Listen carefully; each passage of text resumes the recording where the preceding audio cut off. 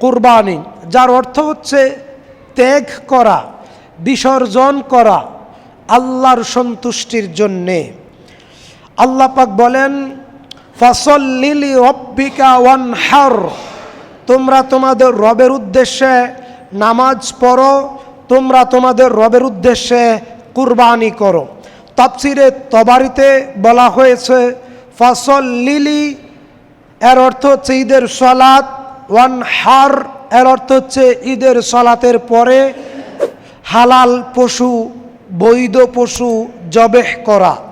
ফাসল্লি তোমার রবের সন্তুষ্টির জন্যে সালাত আদায় করো, ওয়ানহার তোমার রবের সন্তুষ্টি অর্জনের জন্যে কুরবানি করো। কাজেই সালাত আদায় করতে হবে, কুরবানি করতে হবে, এটা আল্লাহর বিধান। বলি আলহামদুলিল্লাহ। আল্লাহ পাক আমাদেরকে নিয়ামত দিয়েছেন 5 ওয়াক্ত সালাত, আল্লাহ পাক আমাদেরকে নিয়ামত দিয়েছেন কুরবানি। আবার বলি আলহামদুলিল্লাহ। কুরবানি এমন একটা বিষয়, সালাত অতীব জটিল বিষয়। ইমাম আবু হানিফা রাহিমাহুল্লাহ বলেছেন, যে ব্যক্তি নিজে ইচ্ছায় সালাত ছেড়ে দেয় তাকে ফাঁসি দিতে হবে। যে ব্যক্তি সালাত ছেড়ে দেয় নিজে ইচ্ছায় তাকে ফাঁসি দিতে হবে, এ কথাই ইমাম আবু হানিফা রাহিমাহুল্লাহ বলেছেন। ইমাম শাফি বলেছেন, যে ব্যক্তি সালাত ছেড়ে দেয় তাকে জেলখানায় বন্দি করে রাখতে হবে। যে ব্যক্তি সালাত ছেড়ে দেয় তাকে জেলখানায় বন্দি করে রাখতে হবে। ইমাম মালিক রাহিমাহুল্লাহ বলেছেন, যে ব্যক্তি সালাত ছেড়ে দেয়, যে ব্যক্তি সালাত ছেড়ে দেয় তার সাথে আল্লাহর কোনো সম্পর্ক থাকে না। অতএব ফাসল্লি লিরাব্বিকা ওয়ানহার, হে নবী, হে নবীদের অনুসারীগণ, তোমরা সালাত আদায় করো, তোমরা কুরবানি করো তোমাদের রবের উদ্দেশ্যে।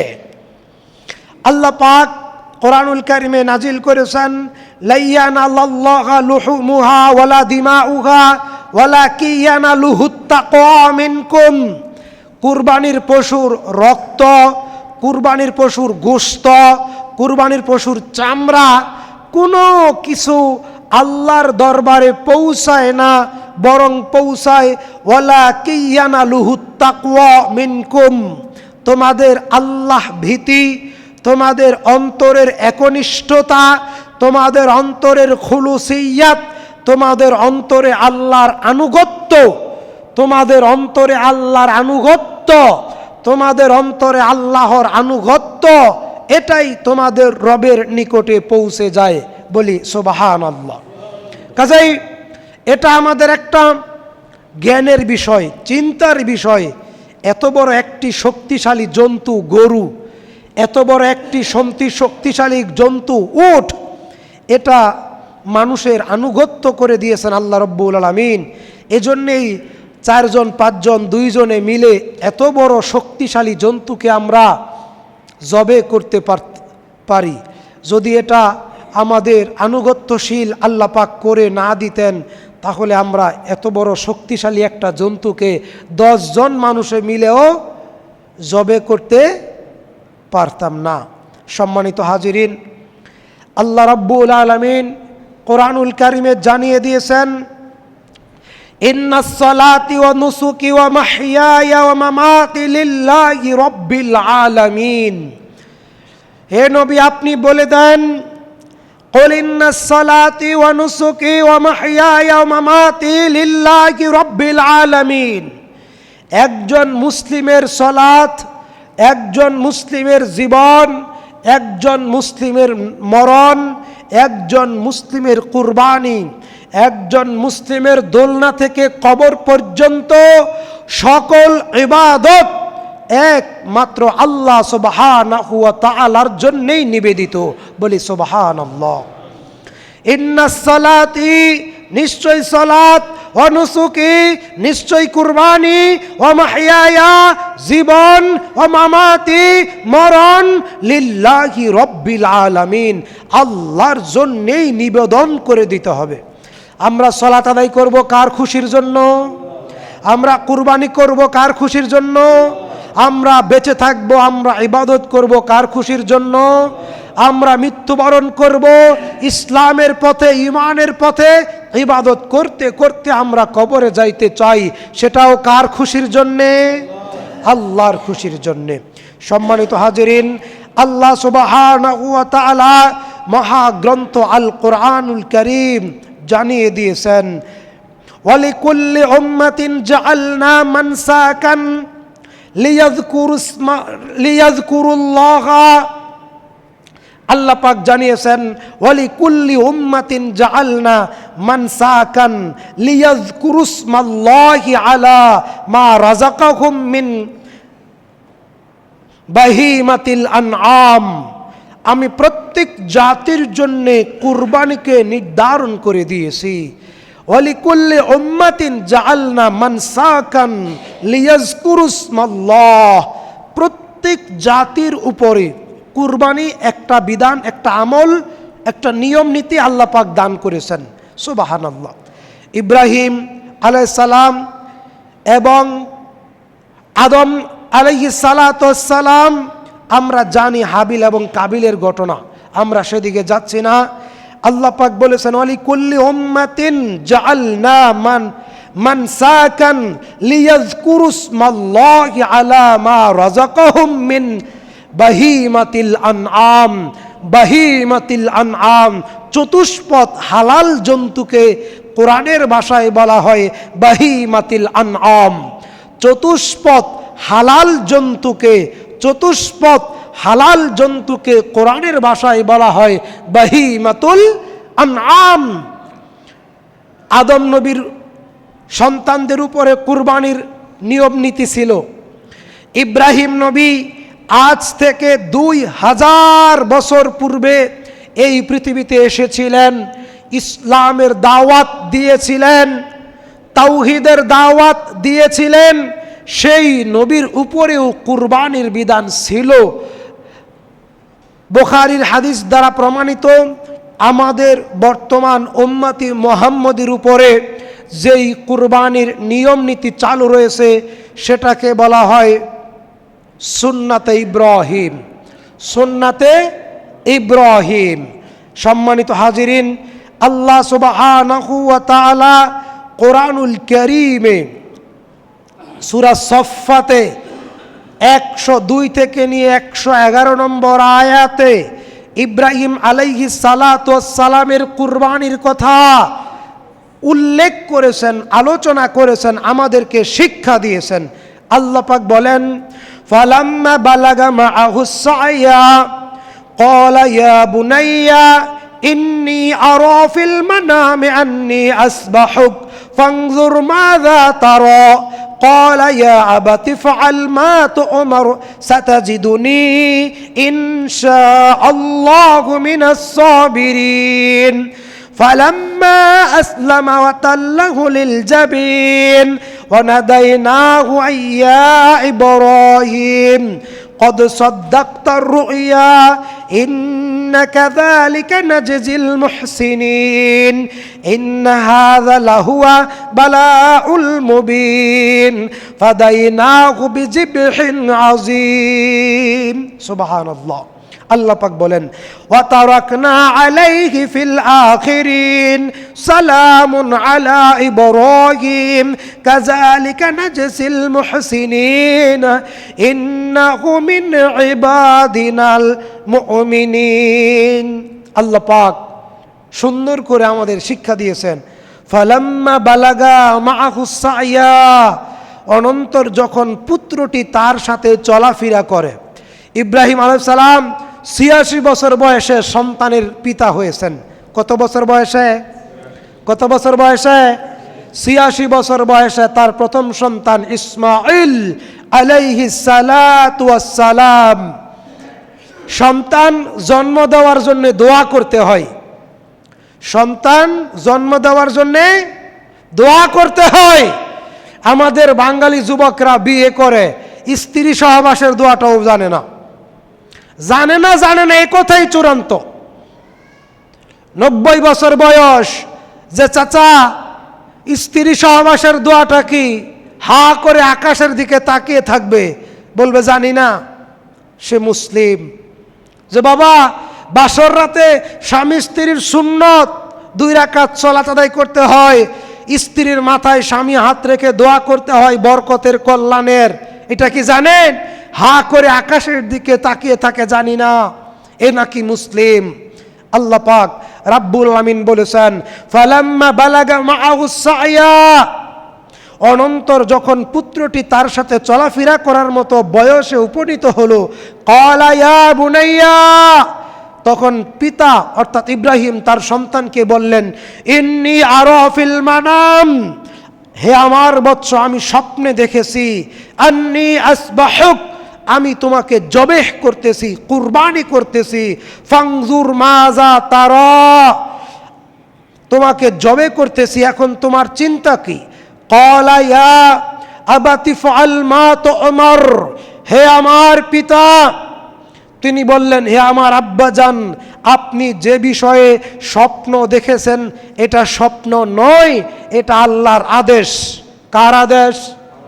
কার আদেশ? কি আদেশ? পিতা সন্তানকে কুরবানি করবে, পিতা সন্তানকে কি করবে? কুরবানি করবে। সুবহানাল্লাহ। শিক্ষা গ্রহণ করো যুবক। এজন্যেই পিতা জীবিত থাকতে সন্তানকে সম্পদ লিখে দেওয়া জায়েজ নাই। 2 কান খুলে বদির মুসলমান ভালো করে শোনেন, পিতা জীবিত থাকতে সন্তানকে সম্পদ লিখে দেওয়া জায়েজ নাই। এজন্যই সন্তান পিতাকে কয়দিন পরে পরে থাপড়ায়, দমকায়। কারণ পিতা যদি সন্তানকে সম্পদ লিখে দেয় তাহলে বৃদ্ধ বয়সে পিতা সন্তানের কাঁধে বোঝা হয়ে যায়। বেশি বললাম? বুঝেন নাই? পিতা সন্তানকে সম্পদ লিখে দেয়, পিতা বৃদ্ধ বয়সে ওই যে সরকারি কি জানি বৃদ্ধাশ্রম, ওই যে বৃদ্ধাশ্রমে থাকে। কোথায় থাকে? বৃদ্ধাশ্রমে থাকে। আল্লাহ পাক বলছেন আন্নী আসবাহুক ফাংজুর মাযা তারা, আমি স্বপ্নে দেখলাম তোমাকে জবে করতেছি, তোমার অভিমত কি? ক্বালা, সন্তান বলল ইয়া আবাতি ফাআল মা তু'মার সাতাজিদুনি ইনশাআল্লাহু মিনাস সাবিরিন, হে আমার পিতা ইব্রাহিম, আমি জানি আপনি নবী। আপনি কি নবী? আল্লাহ তাআলা আপনাকে আদেশ করেছেন, আপনার স্বপ্ন এটা স্বপ্ন নয়, এটা সাধারণ কোনো স্বপ্ন নয়, এটা ওহী। এটা কি? ওহী। নবীদের স্বপ্ন ওহী, নবীদের স্বপ্ন কি? ওহী। কাজেই মা তো ওমর সাতাজিদুনি, আল্লাহ তাআলা আপনার উপরে যা কিছু আদেশ করেছেন, ইনশাআল্লাহু মিনাস সাবিরিন, আপনি আপনার স্বপ্ন বাস্তবায়ন করার জন্য প্রস্তুতি গ্রহণ করেন। ইনশাআল্লাহ, অবশ্যই আমাকে পাবেন মিনাস সাবিরিন, ধৈর্যশীলদের কাতারে। ধৈর্যশীলদের কাতারে বলতে শুধু ইসমাইল আর ইব্রাহিম ধৈর্যশীল তা নয়, তার পূর্বে অনেক নবী, অনেক রসুল আল্লাহকে খুশি করার জন্যে ধৈর্যের পরীক্ষা দিয়েছিলেন। ধৈর্যের পরীক্ষা দিয়েছিলেন। হে যুবক, এটা কোনো সাধারণ ঘটনা নয়। একটা পিতা 86 বছর বয়সে সন্তান লাভ করেছেন। সেই সন্তান যখন 7-8 বছর বয়সে উপনীত হয়েছে, পিতার সাথে দৌড়াদৌড়ি চলাচল করতে পারে, সেই সময় আল্লাহ রব্বুল আলামিন পিতাকে স্বপ্নে দেখিয়েছেন যে তোমার সন্তানকে তুমি জবে করো। কার সন্তুষ্টির জন্যে? আল্লাহ। আল্লাহ পাক বলেন ফালাম্মা আসলামা ওয়া তাল্লাহু লিল জাবিন, অতঃপর ইসমাঈল তার পিতাকে বললেন ফালাম্মা আসলামা ওয়া তাল্লাহু লিল জাবিন, পিতা পুত্রে দুইজনেই কুরবানি করার জন্যে, একজন কুরবানি দেওয়ার জন্যে, একজন কুরবানি হওয়ার জন্যে প্রস্তুত। সুবহানাল্লাহ। সন্তান পিতাকে কত ভালোবাসে।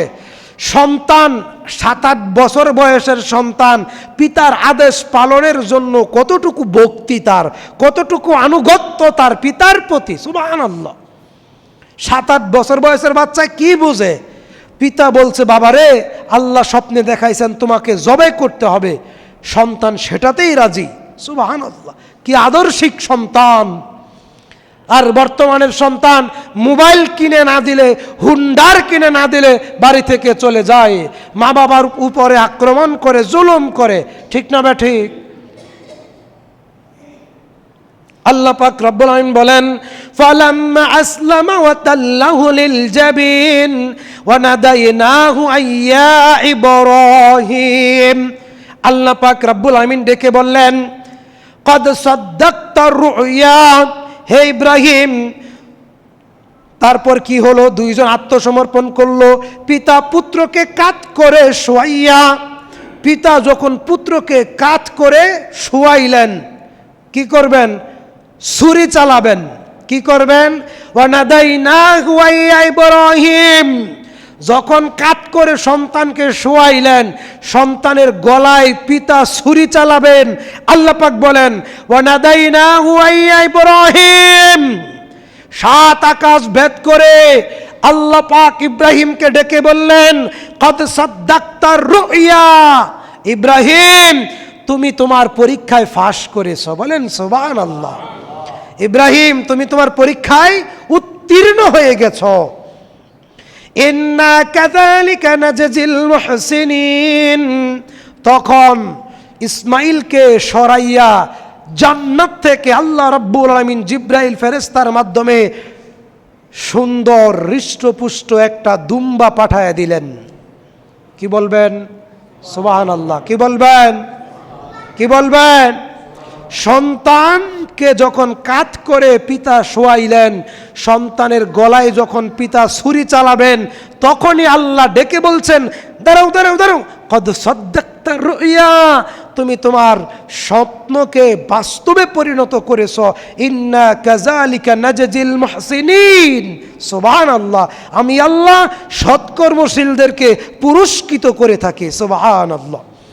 ইন্না আযালিকা লাহুয়া বালাউল মুবিন ওয়াফাদাইনাহু বিযিবহিন আযীম।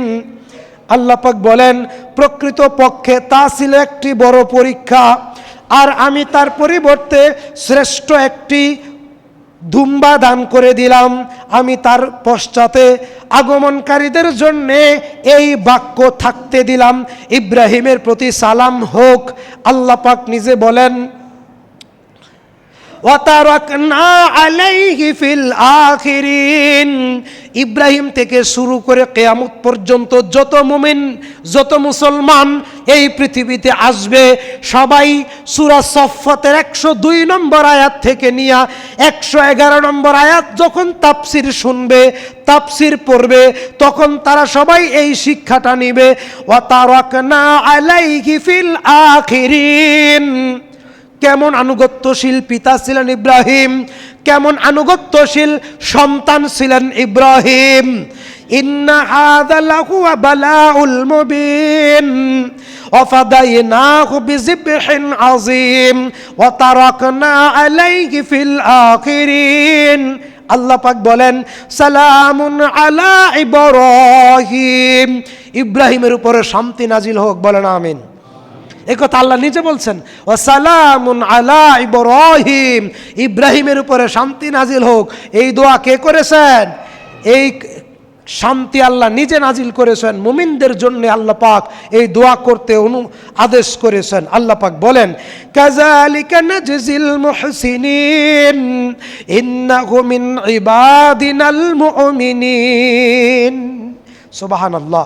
আমি বিশিষ্ট বান্দাদেরকে এরূপ পুরস্কার প্রদান করে থাকি, নিঃসন্দেহে তিনি আমার ইমানদার বান্দাদের অন্তর্ভুক্ত ছিলেন।